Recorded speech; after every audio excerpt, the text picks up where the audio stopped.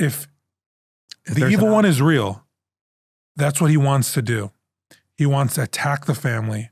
He wants to, in particular, he wants to neuter men and he wants to attack women because they're the backbone of society. Without women, that's it. We're all done.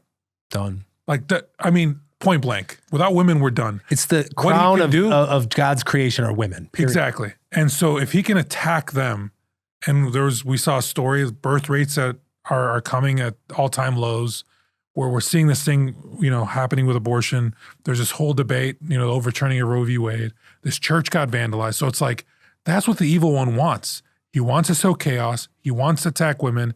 He wants to take mothers out of the equation. To break up families. And he wants to, in doing that, you break up the family. There is no family without a mother, a father, and kids. And he wants to sow seeds of confusion and distrust.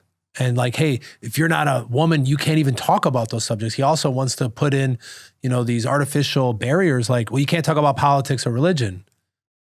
Okay, well, who's came up with that? Like, I can't ever talk about religion? I mean, just think about that in conversation. But that's like a regular thing. That's the evil one. Like, oh, wait, I know, as a Catholic, like, it isn't just Sunday, I'm Catholic. It's like, it's supposed to be permeating through your life. And if I'm at a bar hanging out with my friends and it pops up that I could have an opportunity to say, hey, can I talk about Jesus to you? Someone else is going to come in and, whoa, with all that religion stuff. It's like, that's like, where does this unwritten rules? Like, you can't talk about politics, religion. I get it. It's contentious. And because it's bizarre because it's polarizing. Yeah. Isn't it bizarre? We're scared of ideas. Yeah. Why? How have we come so? We're not so much so that we're willing to turn cameras on ourselves and talk about this stuff. I mean, I don't care. As a people, we're so afraid of ideas.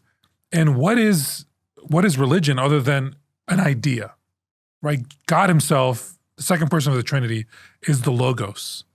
He's the Word.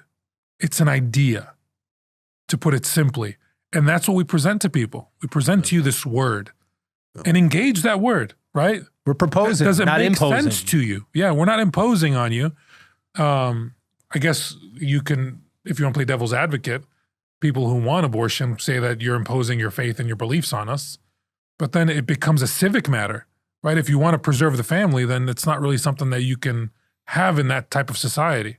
Or if you want your society to be a pro-life society, meaning a pro-family society, because it's good for the stabilization of the community, then you can't have laws that go against it.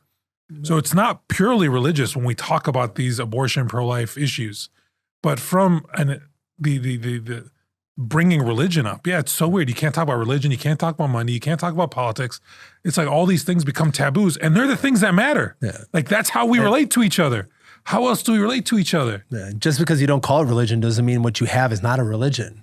Problem is when you think you don't have religion, but you live by ideology. That's it. It's just ideology is what militarizes people. Yeah, and they end up, because they don't belong to an organized religion, they don't have a relationship with God, it doesn't go away. Worship doesn't go away. Other things pop up. Other saints, instead of saints, you follow these other people. You have your own dogmas. You have all these lower things, that the way that you live, but the way that you worship and what you sacrifice to is to the political party or a party leader. You end up still sacrificing to something. It's just, it's not God. It's just a lower idol. It's like, I mean, they even use the same word. That's what an ideology is. It's religion without God. Yeah. Because you're still placing your belief in something. And we're seeing this in universities. They're being overrun by ideologies. They're being overrun by concepts that are pitting people against each other in very hostile ways.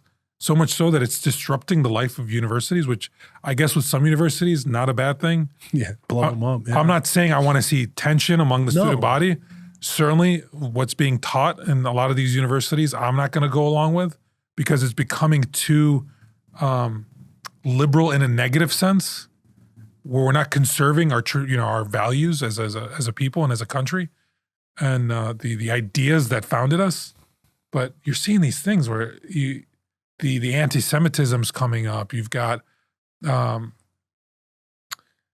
this hatred for groups of people, and all in the name of ideology. And it's, what's the end? Always, what's the end goal? If I'm going to participate in something like this, what is the end goal? Yeah. And is it something that's positive? Like, is my participation in this is something that's positive? Is it going to bring about good? Yeah.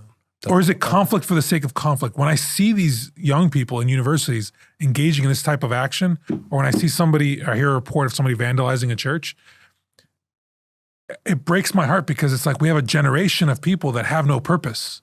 Yeah. And if you have no purpose, then you're going to go with the prevailing ideology. You become the purpose. You become the God of your own life. It's no longer God, the creator. It's I'm going to create, and we're destructive. We're fallen.